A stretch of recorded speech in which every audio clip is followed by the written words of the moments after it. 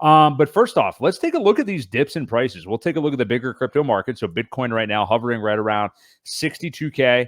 A little bit below there, we have ETH down below 3,200, which is, the blockchain and the price action that we in this ecosystem are going to be a little bit more concerned with. Number one, because ETH, kind of as ETH goes, so do the alts go, but also a wallet people may be familiar with that is associated with the Pulse Chain Sacrifice Funds has an invested interest in Ethereum as well at a price about $700 higher than here. So neither here nor there, people are going to be paying attention to that, and we'll see how far ETH does fall. But what do you make just looking at the Bitcoin and or ETH charts right now, Ewok?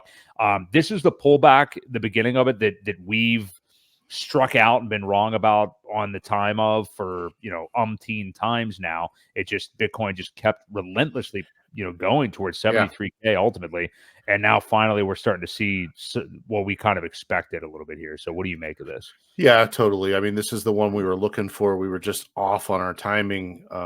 We are getting closer to the halving, obviously. Standard traditional pullback where it could go upwards of 30 to 40% if previous cycles are any telling sign. That's where we could end up. So you measure this top here and you're anywhere 20% would put it down to right about 58. You go down to 40% and you're looking roughly 44. So somewhere in there is where it'll probably bottom out. And, once the halving happens and get the, this shocking supply decrease there. And, that's when things actually do start to run. So that's just what we're looking at. And like I said, we were a little bit off on our timing, right on the dip, but wrong on the timing. It's not a perfect science, but, I was looking at this RSI movement down here. It kind of looks like Batman. Did you see this? Yeah. Or not, but there is like a head and shoulders in there as well. Oh, it is very Batmanish. Yeah. Now that I zoomed in. Yeah.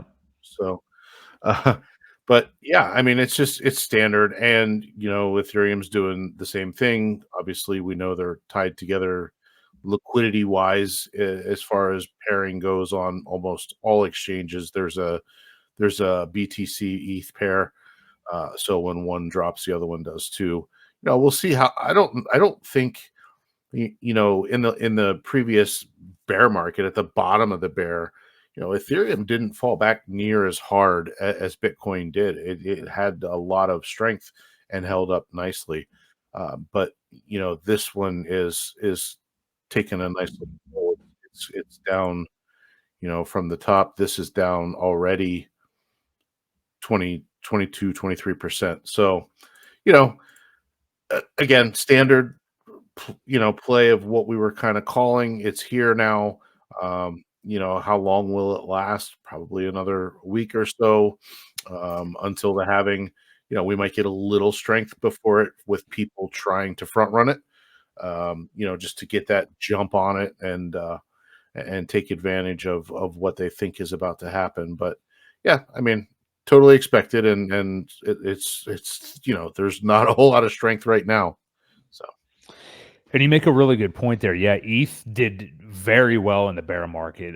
Many people were planning for at least sub $600 ETH, and we never got there. I think the lowest we got was a little below $900 or so. So it held up pretty well, which is why hopefully not, but we may see it have a little bit of a tougher time now. It is falling in the ratio against BTC now as we are dipping at the moment. So, but yeah, footsteps, isn't it normal to dip before the halving? Yeah. And here's the other thing. People have been talking about this left translated cycle concept, and Bitcoin has been, again, looking way bullish way early this year. These prices and new all-time highs were really under regular circumstances, like a normal right translated cycle that we've seen in Bitcoin's history. Yeah. These prices are like 6 to 8 months they're here early. I mean, I was going to say overdue, but they're here too early is what I'm trying to say. We're Right. front running what we would normally be doing. So that's why this talk of the left translated cycle has been happening, which I don't want. Ewok, I know you don't want. I think most people don't want, No. because that kind of makes everything happen quicker, which you may say like, oh, okay, cool. I want to get rich quick. Well, yeah, but we also don't exactly know that that is how that's going to happen, though, Right. because we may see a depressed BTC price if that were to happen again later this year, maybe a double top scenario, or at least it gets up to like 85K and comes down, and who knows what the alts are doing by then. And everything, it's uncharted territory, basically, whereas with a regular right translated cycle, we know, or we have an idea anyway, of what would typically happen, which is a year, 18 months after the Bitcoin happening is when we see the top, which everybody's planning for 2025. Yeah, we've seen this crazy bullish action so far. I mean, there's a chance, I'm not saying this, but I mean, we could have seen the high for Bitcoin in 2024 already. Like there's a chance that could have happened. And frankly, again, as I'm saying right now, I wouldn't even necessarily hate that, because that could be painting a picture of like going back to the normal cycle. Maybe we just front run a little early this year. So what do you make of that, Ewok? Because I know many people think that sounds maniacal, but what do you think the chances are we've seen the high for 2024 for just Bitcoin? I'm saying. It's possible. I don't think so, though. I think there's a lot more volume. I think there's a lot more buy pressure with the ETF. Like you said, completely uncharted territory. The ETF is definitely going to rule this cycle, to see, what type of effect it really does have once that supply shock hits. And I think it could struggle, once it gets up in there. I think we'll see a double top of this, but I don't really see a whole lot of sideways movement for the rest of the year like that. Like I said, it will drop, but then it will start to run again.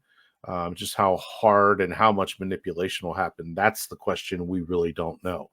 Now that a lot of these major big players are getting invested, what type of manipulation will happen? And that's kind of what we have to wait on to see how they play out.